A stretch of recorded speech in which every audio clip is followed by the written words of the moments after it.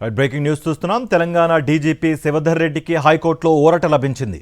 DGP నియామకాన్ని suspend చేయాలన్న పిటిషన్ను కోర్టు కొట్టివేసింది. పూర్తిస్థాయి డీజీపీ నియామక ప్రక్రియ 4 వారాల్లో పూర్తి చేయాలని హైకోర్టు ఆదేశించింది. తదుపరి విచారణ ఫిబ్రవరి 5కు వాయిదా వేసింది.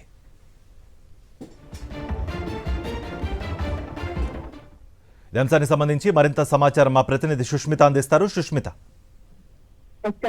హైకోర్టులో తెలంగాణ డీజీపీ శివధర్ రెడ్డికి ఊరట లభించింది. అక్టోబర్ 10వ తేదీన ఒక పిటిషన్ దాఖలు చేశారు. ఒక సామాజిక కార్యకర్త ఏదైతే డీజీపీ నియామకం జరిగిందో అదే చట్ట విరుద్ధంగా జరిగిందంటూ కూడా ఒక పిటిషన్ వేశారు. అయితే దాదాపుగా నిన్న పూర్తిగా వాదనలు ఉన్నారు. వాదనలు ఉన్న తర్వాత ఇవాళకి తీర్పు అయితే రిజర్వ్ చేయడం జరిగింది. కాసేపటి క్రితమే హైకోర్టు తీర్పు వెలువరించింది. అయితే రెగ్యులర్ ప్రాసెస్ ని 4 వారాలుగా పూర్తి చేయాలని ఆదేశాలు జారీ చేసినట్టు కూడా చెప్తూ ఉన్నారు.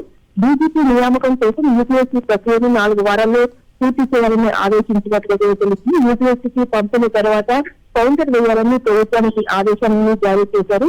డీజీపీ నియామక ఆర్డర్ని సస్పెండ్ చేసి ఏదైతే మధ్యంతర పిటిషన్ ఉందో దాన్ని హైకోర్టు అయితే కొట్టివేసి తదుపరి విచారణ ఫిబ్రవరి 5వ తేదీకి వాయిదా వేసినట్టుగా కూడా చెప్తున్నారు. పూర్తిగా కూడా ఈ డీజీపీ శివధర్ రెడ్డికి తెలంగాణ హైకోర్టు ఊరట లభించినట్టుగా కూడా తెలుస్తూ ఉంది. Karthik, thank you Sushmita.